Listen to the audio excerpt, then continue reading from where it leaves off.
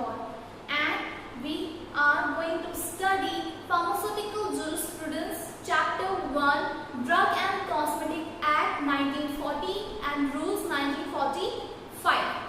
We will study in today's lecture the introduction. The main part is the objective. What is the purpose of having the Drug and Cosmetic Act in India for balancing the wrong practices and misuse of many drugs, to channelize the proper way of manufacturing, sale, distribution of drug. What happened in the beginning that we consider the drug is very vital to health of the human being and animal. In that case, certainly we found that कि जो बहुत सारे practices हैं drugs को लेकर, वो कुछ ऐसे लोग इन्वॉल्व हैं उसमें जो कि अपनी फील्ड में एक्सपर्ट नहीं है. अगर वो ड्रग से डील करते हैं, अगर वो उसकी मैन्युफैक्चरिंग से डील करते हैं, उसकी सेलिंग से, उसके डिस्ट्रीब्यूशन से, वो किसी भी अगर ड्रग के किसी भी यूटिलाइजेशन में अगर कोई पार्ट प्ले करते हैं तो वो उसमें जो है एक्सपर्ट नहीं है. दैट मीन्स उन्हें फील्ड नॉलेज नहीं है. अगर एग्जैक्ट उनका जो क्वालिफिकेशन रिक्वायर्ड है वो उस तरीके का नहीं है तो वो जो है काफ़ी रॉन्ग प्रैक्टिसेस हैं जो कि डीएनसी एक्ट में एक ऑफेंस की तरह मानी गई है.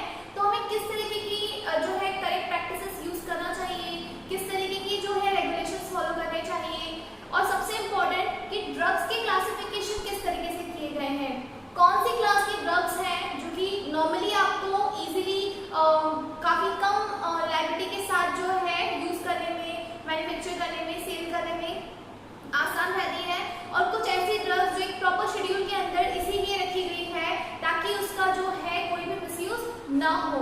अगर हम बात करें तो हम जानते हैं काफ़ी सालों से जो है लोग हैं काफ़ी ट्रस्ट करते हैं एलोपैथिक मेडिसिन पर, जो कि कुछ मॉलिक्यूल्स ऐसे होते हैं जो कि रिगार्डलेस हमें बहुत अच्छे इफेक्ट देते हैं, लेकिन साथ ही साथ में कुछ मेजर साइड इफेक्ट्स या फिर कुछ ऐसी इफेक्ट्स लाइक हेलुसिनेशन या इंसोम्निया या कुछ ऐसे भी साइड इफेक्ट्स आते हैं, या साइड इफेक्ट्स ना कहें, ये कहें कि कुछ ऐसे उसके इफेक्ट्स आते हैं इस मेन एक्शन के अलावा जो कि किसी पेशेंट के लिए हार्मफुल हो सकता है अगर वो उसे बिना गाइडेंस के लॉन्ग टर्म में यूज करे. तो फॉर एग्जाम्पल अगर इसी तरह की कोई ड्रग है जो कि इंसोम्निया के लिए दी जाती है तो वो किस कैटेगरी में है, किस कैटेगरी की ड्रग होने के कारण उसे एक स्पेसिफिक डॉक्टर के प्रिस्क्रिप्शन के, मतलब विदाउट मेडिसिनल प्रैक्टिशनर के आपको प्रिस्क्राइब किए बिना वो आपको नहीं मिल सकती. Schedule C drugs, schedule X drugs, ये क्या होती हैं, इस तरीके की जितने भी ड्रग्स के शेड्यूल्स बनाए गए हैं उनका क्या इंपॉर्टेंस है और उसमें कौन कौन सी ड्रग्स आती हैं, ये सभी हम पढ़ेंगे ड्रग एंड कॉस्मेटिक एक्ट में. Let's continue with the Drug and Cosmetic Act introduction and objective. Introduction says that we have got the Drug and Cosmetic Act in the year 1940 and we have got its rule in the year 1945. Actually, the rules were very elaborative and there were various schedules involved in it. So, the year of the rule is 1945. Drug and Cosmetic Act extends to the whole of India. No part of the India is exempted in this particular act. पूरे India में जो ये लागू होता है और सभी को जो है इसके सारे रूल्स फॉलो करने पड़ते हैं. Let's begin with the objective. The main objective of the Drug and Cosmetic Act is to regulate the import, manufacture, distribution and sale of the drugs and cosmetic. जितने भी drugs and cosmetic फॉर्मुलेशंस जो है जो India में बनती है, जो यहाँ पर मैन्युफैक्चर होती है, इंपोर्ट होती है, वो सभी चीजें जो है डीएनसी के सभी तरीके के रूल्स फॉलो करेंगी. जो शेड्यूल के अकॉर्डिंग जिस ड्रग जिस कैटेगरी में आता है उसके जो भी स्पेशल रूल्स हैं, जो स्पेशल उसमें केसेस अप्लाई है, वो सारे फॉलो करना जो है डीएनसी का काम है. This act provides control over the manufacture and import of the spurious drug so that drug and cosmetic sold in India are safe, effective and conform to prescribed quality standards. Means जो भी basic standards set किए गए हैं किसी भी particular drug formulation के लिए या किसी भी particular cosmetic preparation के लिए, वो सारे minimum standards को follow करने के बाद ही जो है आपको DNC का approval मिलता है ताकि आप जो है उसका business जो है इंडियन मार्केट में कर सकते हैं. That means कि जो DNC है वो एक basic act है जिसके बिना आप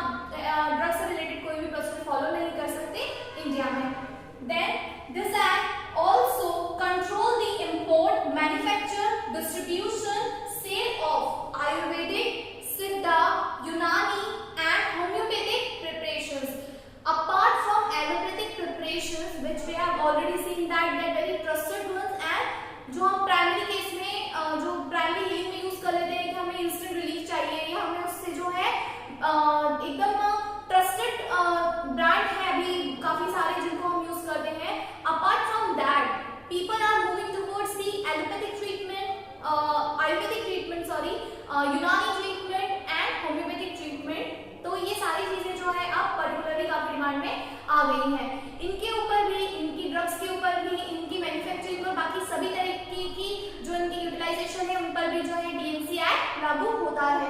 उसके बिना आप इनकी जो प्रोसेसिंग है वो नहीं कर सकते इंडिया में। Now there is the following categories of the drugs which are included in the Drug and Cosmetic Act and rules। क्यों जरूरी है इसमें हम देखेंगे कि हम जो शेड्यूल्स की बात कर रहे हैं जो कि काफी इंपॉर्टेंट है वो कैटेगराइज करे गए हैं इस पर्टिकुलर फॉर्मेट में। सबसे पहला है drugs which are specified in schedule C, C1 and schedule X। Then the drugs which are not specified in schedule C, C1 and schedule X।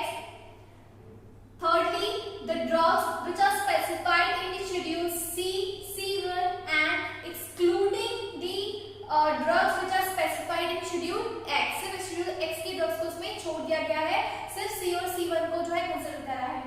Then the drugs which are only specified for schedule X। चारों specifications जो है हम काफी detail में पढ़ेंगे जैसे ही हम schedule start करेंगे। हम देख लेते हैं सबसे पहले import of the drugs and cosmetics. The first thing is for importing a new drug, in case of importing a new drug molecule, prior approval is required to obtain from the licensing authority. The licensing authority of Drug and Cosmetic Acts and Regulations will provide you with the import license of particular drug and particular criteria. Then once the licensing authority is satisfied with the safety of the drug and the particular formulation which is in bulk form, bulk drug form, or a formulation means the finished product और the bulk drug, दोनों में से जो भी हो सकता है उसकी सेफ्टी को लेकर, उसके जितने भी कंसर्न पैरामीटर्स हैं उनको लेकर जैसे ही अथॉरिटी जो है कंसिडर कर लेती है, सेफ फील करती है, then they will provide you with the license of the import। The document required for the import of drugs and cosmetics are firstly the cover letter, cover letter with the full description, then form H or HA which is duly signed and stamped। Stamp is the form or regulatory body stamp जो कि applicant की तरफ से आता है। उसके बाद form 9 जिसमें हम अंडरटेकिंग बनवाते हैं मैन्युफैक्चरर से, means the complete undertaking guarantee part is signed by the manufacturer only. Then the labels, labels I have already told you that the cover letter is with the main description and the label with the complete description। We have already know that the label is specified with a number of description part which is very essential for import and export procedures। Then a copy of valid registration certificate, you have to combine this all forms with a valid registration certificate also। And lastly form 122A, this is the permission from 122A rules that you cannot abide the following parameters, and with all that you are eligible for import of any drugs and cosmetic। We have seen the import of drugs and now we'll see the import of cosmetic provision, some very basic provision which I have to told you about the import of especially cosmetic preparation, bulk drugs and finished product। So it will begin with the application, the application of registration through online portal, means you can also apply for offline mode by the form cosmetic 1, that is COS1 form, and also with the online mode with the same you have to go to the central government portal and you have to switch for the form cosmetic 1। This will consider your import which the product you have to import in India, that you have to go through this formality। Then the next is authorization, authorization of the manufacturer to his agent in India।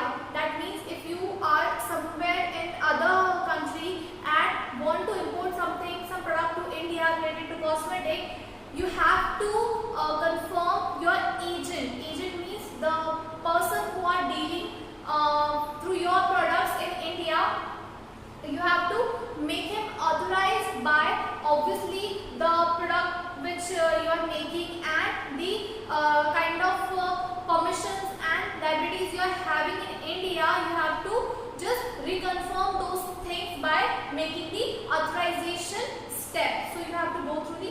authorization step. The third step is the applicant must finish along with the application and document specified in the second schedule. You have to make sure that schedule second requirement and all the application and documentation are according to that only. Then only you can able to move forward for the next step. The fourth is in case of bulk formulation. The bulk formulation here is not only the bulk drug product but also the bulk amount of the finished product. So it may be finished product, or I can tell you that in some cases there also have been some extract and some extrude form of the product. You have to consider all in this case only. You have to maintain two requirements. सबसे पहली है licence of the manufacturer. आपको licence check करना है, आपको make sure करना है कि वो जो पर्सन है जिस भी कंट्री का उसके पास लाइसेंस है, मैन्युफैक्चरिंग परमिशंस है, वो सारी चीजें उसके पास हो. रजिस्ट्रेशन डिटेल, अगर कोई ब्रांड है, सपोज अगर आपको इंपोर्ट करना है, that means it has to be a minimum brand for a certain like कुछ साल उन्होंने काम करा हुआ है एंड देन फिर वो इतने नोन है एंड अपना प्रोडक्ट जो है वो दूसरी कंट्री में आप इंपोर्ट करना चाहते हैं, तो मतलब हमारी कंट्री में इंपोर्ट करना चाहते हैं, तो उसके लिए हमें ध्यान रखना है कि उनका रजिस्ट्रेशन और उनकी लाइसेंस डिटेल्स ये सारी हम ध्यान से चेक करें एंड देन अप्रूव करने के बाद ही हम जो है नेक्स्ट स्टेप पे जाते हैं. According to the specification of third schedule, after following the second schedule, all the documentation have been done. Now, according to third schedule, the application plus all the required documents and the copy of receipt of the fee means that you have paid the import charges. आपने India में जो है अपने जितने भी product है उसकी supply के लिए application along with the document and पूरा अमाउंट जो आपकी फी का है वो पे किया हुआ है. Then move toward the next step, which is the applicant must be liable to pay the testing fee. क्योंकि हम जब इंडिया में एक्सपोर्ट करेंगे और जैसे ही इंडिया में वो रिसीव होता है तो वो इम्पोर्ट प्रोडक्ट जो है इंडिया की जो सेंट्रल गवर्नमेंट से अप्रूव टेस्टिंग लैब्स है वहाँ पर जो है टेस्टिंग किया जाता है, उसका कंप्लीट अमाउंट जो है वो है जो है एप्लीकेंट को फीस के साथ ही पे करना होता है. Thereafter, the amount of the fee for some kind of liabilities like expenditure, visiting of the manufacturing premises, the testing premises, वहाँ पर जाकर इंस्पेक्शन करना, सेंट्रल लैब से अप्रूवल लेना, वो सारी चीजें जो हमारे गवर्नमेंट ऑफिशियल्स करते हैं वो सारा पेमेंट जो है एप्लीकेंट को ऐड करके देना पड़ता है. Here that means you have to add the expenditure payment plus the visiting payment plus the testing payments, जितनी भी और कुछ फॉर्मल पेमेंट्स रिगार्डिंग अगर हम उसकी टेस्टिंग के लिए कहीं बाहर लैब में भेजते हैं या हम उसके लिए कुछ गवर्नमेंट ऑफिशियल्स को अपॉइंट करते हैं, certain payments were done with the documents and application. Then only you can make your cosmetic import to India.